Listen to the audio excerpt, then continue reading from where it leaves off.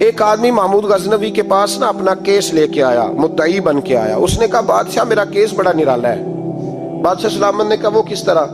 کہنے لگا یہ میرے پاس ایک تھیلی ہے، میں نہ سفر پہ جانے لگا تو یہ تھیلی پوری ہیروں کی بھری ہوئی. فلاں علاقے کے جو قاضی صاحب ہے نا، میں جاتی دفعہ میں کہیں سفر پہ جا رہا تھا تو میں ان کے پاس چھوڑ گیا کہ رستہ لمبا ہے، کہیں کوئی مجھ سے چھین نہ لے، ہیروں کی بھری ہوئی.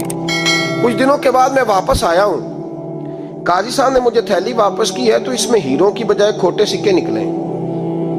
اب میں نے قاضی صاحب سے کہا ہے تو قاضی صاحب تو میرے گریبان تک آتے ہیں، وہ کہتے ہیں بتا کہیں سے پھٹی ہے، کھلی ہے؟ وہ جس طرح ٹانکے لگا کے تو نے سی تھی اسی طرح لگے ہوئے ہیں کہ نہیں؟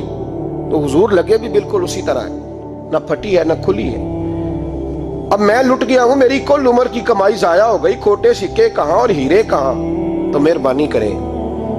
اور آپ کی بارگاہ میں اللہ رسول کے نام پر حلف دیتا ہوں کہ میں ہوں بالکل سچا.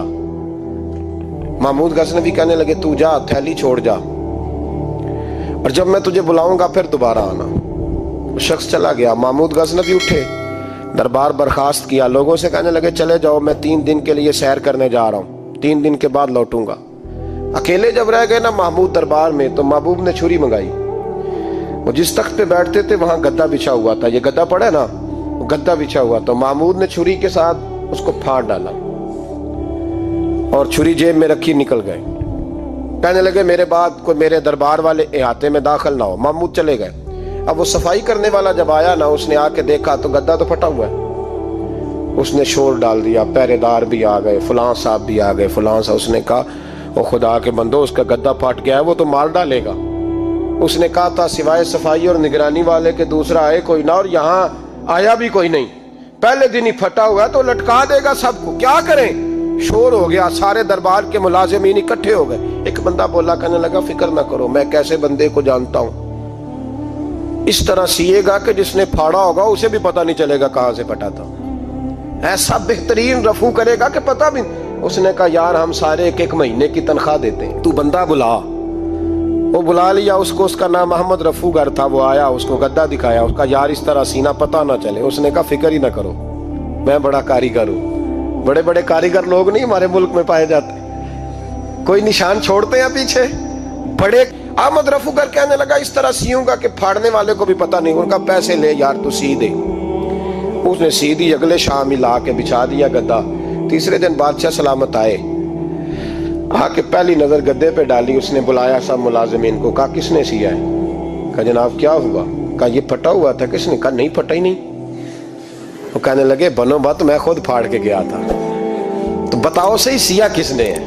کہا جناب آپ پھاڑ کے گئے تھے تو بتایا کیوں نہیں؟ فرمانے لگے اسی لیے تو بتایا نہیں تھا کہ تم خود تحقیق کر لو، بلاؤ بتاؤ سیا کس نے. تو بلا لیا، احمد رفو گر آ گیا. اس کو جب بلا کے سامنے بادشاہ کھڑا کیا، کہا بھئی تم نے سیا ہے؟ کہنے لگا حضور آپ کے سارے ملازم کٹھے ہو کے آئے تھے، میری غلطی کوئی نہیں. کہا نہیں یار تو بڑا کاریگر ہے، میں نے اپنے ہاتھ سے پھاڑا تھا پر مجھے بھی نہیں پتا چل رہا کہاں سے پھٹا تھا. اچھا یہ بتا یہ تھیلی جو ہے یہ بھی تو نے سی تھی؟ اس نے کہا جی آپ کے خادم کا ہی کارنامہ ہے، وہ فلانے علاقے کے قاضی صاحب آئے تھے، اس میں سے ہیرے نکال کے تو کھوٹے سکے بھرے تھے، تو مجھے بھی تھوڑا سا حصہ ملا تھا. محمود نے سارے گواہ بھی اکٹھے کر لیے، ثبوت بھی اکٹھے کر لیے. پھر قاضی کو بلایا، پہلے سارے ثبوت اور گواہ کیس حل کر لیا. پھر ہمارے ہاں یہ حال ہوتا ہے کہ مدعی 2-3 ہفتے کے بعد خود ہی ہاتھ باندھ جاتا ہے، کہنا تسی میری جان چھڈو، مجرم پھڑو پاوے نہ پڑھو. وہ کہتا ہے مجھے معافی دو، میں رہا. ظلم ہے نا، ظلم زیادتی ہے کہ جو بیچارہ اتنے سوال مجرم سے نہیں ہوتے جتنے مدعی سے ہوتے. آپ یقین کریں اتنے سوالات ہوتے. سارے ثبوت اکٹھے کر کے قاضی صاحب کو بلایا، تنہائی میں لے جا کے.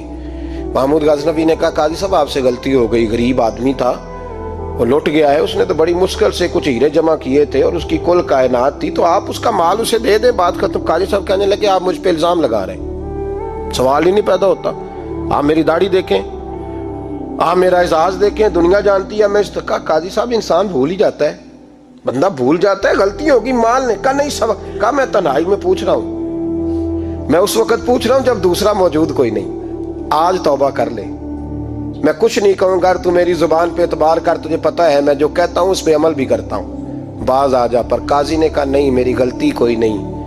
मामूद ने फिर बड़े दरबार में बुला लिया। मजमा आम में मोहलत के दिनों में जो तौबा कर ले वो बच जाते हैं, लेकिन लोग रुस्वानियों के दिनों में फिर वापस लौटते हैं अगला घर देख के, फिर हालात और तरह के हो चुके होते हैं। जब बड़े दरबार में काजी को बुलाया, भाई तू मानता है कि नहीं? उसने कहा नहीं। तो कहा बुलाओ अहमद रफूगर को। जब अहमद रफूगर आया तो बूढ़े काजी की टांगे कांपने लगी, जुमले टूटने लगे, लफ्ज जमीन पर गिरने लगे, बात सही नहीं होती, जुबान लड़खड़ाने लगी। महमूद कहने लगे, काजी मैंने तुझे कहा था वहां मान जा बात, अब बड़े दरबार में बोल। तो जब काजी साहब की गर्दन खुद ब खुद झुक गई तो दुनिया समझ गई। कहा निकल जा मेरे दरबार से। महमूद बोले निकल जा, इतनी तुझे इज्जत दी, इतनी बड़ी तनख्वाह दी, काजी बनाया, और ये थोड़ी सी रकम के लिए, थोड़ी सी रकम के लिए तू बददियानत हो गया, चल चला जा, निकल। काजी दरबार से निकला तो लोग लानतें बरसाने लगे। कल जो दुकानें छोड़ के सलूट करने आते थे वो कहने लगे इसकी उम्र देखो, इसके काम देखो, देखो इसने क्या किया। घर गया, बच्चे जिनके लिए पाप कमाया था, जिन्ना ली तू पाप कमाए हुन किथे नहीं हो तेरे घर दे। वो बच्चे कहने लगे अब्बा जी हम तो स्कूल मदरसा जाने के काबिल नहीं रहे, उम्मीद थी कि बीवी साथ देगी। वो कहने लगी मैं मेके कैसे जाऊंगी, गली की औरतें तरह तरह की बातें बनाती हैं। और भाई कामयाबियों के बड़े सरबराह होते हैं, कि कामयाब हो जाए तो सारे कहते हैं मेरी सपोर्ट से हुआ है। नाकामियां हमेशा यतीम होती हैं, नाकामियों का कोई सरबराह नहीं होता। जब तक तो काजी था तो बड़े बात थी, हर बंदा कहता था रिश्तेदार है। रुसवाई हो गई तो वो तेरी आंख हो या संगे मलामत की चुभन, कौन पहुंचा है मेरे दर्द की गहराई तक। दौरे शोहरत में तो यारों ने किया याद बहुत, साथ आया ना कोई कूचे रुसवाई तक। और मियाँ साहब कहने लगे सारी उम्र ही आटा गुद है, मैं लखा कीते नहीं पेड़े, अब वक्त आया ही ते मोहम्मद बख्शा कोई नहीं हूं बैठा नेड़े। हालात ही बदल गए। काजी खामोशी से अंदर चला गया, अपनी रुसवाई समेट के बिस्तर पे